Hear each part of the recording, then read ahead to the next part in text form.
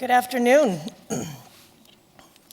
Distinguished guests, my name is Tara McLean Sweeney. I'm Inupiaq from Barrow, Alaska, and as John mentioned, I'm also the Executive Vice President for External Affairs for Arctic Soap Regional Corporation, which is the largest locally owned company in Alaska. We have approximately 13,000 Inuit shareholders from northern Alaska. I assumed the chairmanship for the Arctic Economic Council this April in Ottawa. Here we go, excuse me. I'm technologically challenged. There we go. As the world looks to the north, to the Arctic, the time is ripe for the circumpolar business community to have a meaningful voice in the responsible and sustainable economic development in the growth of our home.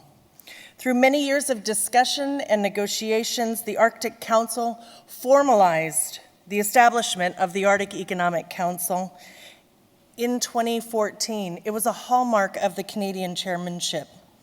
The underlying principles for the creation of the Arctic Economic Council were to create a new independent forum of business representatives to facilitate Arctic business-to-business activities, promote responsible economic development, and provide a circumpolar business perspective to the work of the Arctic Council.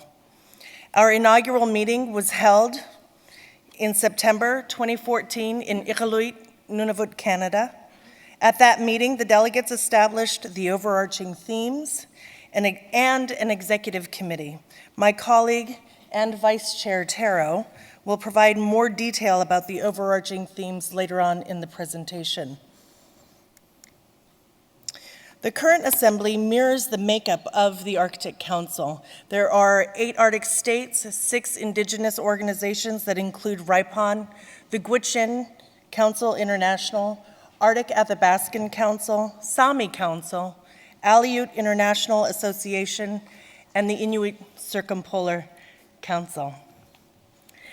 I currently serve as the ICC, Inuit Circumpolar Council, Alaska representative on the Arctic Economic Council. What you see on the side before you, I'm very proud to report that we recently opened the Secretariat office in Tromsø in September. And this slide here represents the progress that we have made to date. Since September 2014, we've created working groups. The United States assumed the chairmanship. We're in the process of populating the working groups with members. We opened a Secretariat office in Tromsø, and we established and announced a new working group, the Telecommunications Working Group. This slide here represents the milestones for the future. In December, we anticipate having our working groups populated with full membership. In April, we are having our annual meeting in Tromsø. In July, the draft of the work products are due. The final drafts for the work products are due, and we anticipate having expert review. And in March, finalizing the products for the full delegation of the AEC to consider. If there are parties that are interested in serving on one of the 4 established working groups, they are encouraged to submit your letter of interest or your CV or resume directly to the Secretariat's office. And here with me today is Bianca Johansson. I'm going to ask her to stand up. She is the tall Viking that is in charge of the Tromsø Secretariat office at this time. And if you would like additional information, we're happy to provide that after this panel. All information should be submitted to info@arcticeconomiccouncil.com. I also understand that these are aggressive timelines, but we are also the private sector. This slide represents the established working groups. At the inaugural meeting in Iqaluit, The delegates established the following working groups based on the interests expressed by the Arctic businesses and the permanent participants. You'll see here we have the infrastructure working group that will focus on maritime transportation, telecommunications and IT, and aviation. The energy, or also known as the Responsible Resource Development Working Group, will focus on oil and gas, mining, and renewable energy. The Arctic Stewardship Working Group will focus on corporate citizenship, small and medium enterprise development, and traditional knowledge.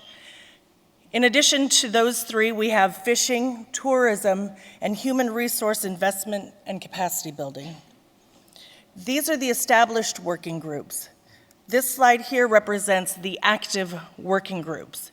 Infrastructure, with respect to the maritime transportation industry, is chaired by Taro. The Arctic Stewardship, I'm overseeing the work of that working group. The energy, the Responsible Resource Development Working Group currently is led by Tom Padden, and we recently announced the creation of the Infrastructure Telecommunications Working Group, which is led by a gentleman by the name of Robert McDowell, a former FCC commissioner from the United States. Okay. This slide represents the working group process, and it's time for a new way of doing business in the Arctic.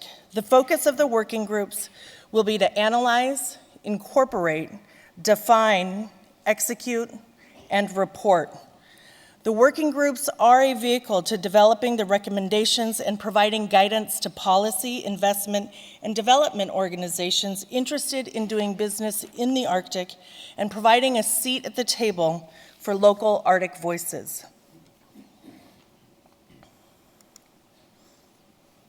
There's a strong desire to build upon the inventory of maritime infrastructure needs and promote telecommunications infrastructure, specifically broadband in the Arctic.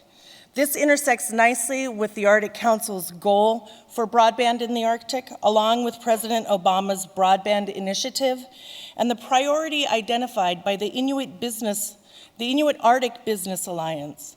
And by way of background, the Inuit Arctic Business Alliance is the marrying of three regions in Alaska from the bottom of the Bering Straits region, and it spans all the way along the coastline to the Canadian border.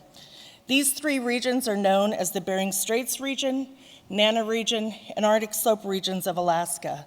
Together, they have formed an alliance to target infrastructure investment opportunities pan-Arctic, and collectively they represent $5 billion in revenue.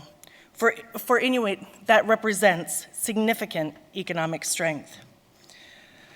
Minister Aglukaq of Canada brought attention to the simple fact that our northern communities depend on responsible resource and economic development to sustain our communities, build our schools, provide first responder services, and employment opportunities for our people of the North.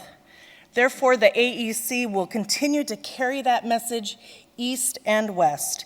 It is our desire to promote responsible economic development in the Arctic. We want to provide our residents with a quality of life that many outside of the Arctic take for granted. And so while the world is looking north, it is important that I repeat a message that I provided in one of the breakout sessions yesterday, that the Arctic does not need saving.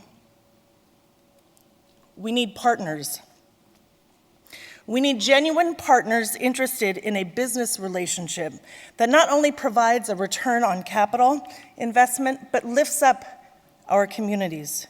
We need our governments to continue to work with us to hear our message for Arctic self-determination. Change should not happen on the backs of the livelihoods of the people of the Arctic. It should happen with us. Therefore, any change in the Arctic should ensure that local input happens at the front end of the regulatory process, and that any regulatory framework, regardless of the industry, is sustainable and predictable. As collective Arctic stakeholders, it is imperative that we work cooperatively to ensure that our regulatory framework attracts investment and ensures a ripe climate for economic growth. Businesses need certainty to minimize the risk in order to pursue projects in the Arctic, and dealing directly with local stakeholders is the perfect de-risking agent for any project. So as you look within or to the Arctic, please remember that we need responsible partners interested in joining us in responsible stewardship of this high potential, high risk, high reward region that many of us call home. The AEC places significant emphasis on Arctic stewardship. Contained within the Arctic stewardship priority includes the development of voluntary corporate citizenship guidelines, capacity building, empowerment, and partnerships with small and medium enterprises, and integration and utilization of Indigenous and local knowledge for Arctic development projects. And at this time, I would like to turn it over to my colleague, Taro, to go over the 5 overarching themes established by the delegates of the AEC. Thank you.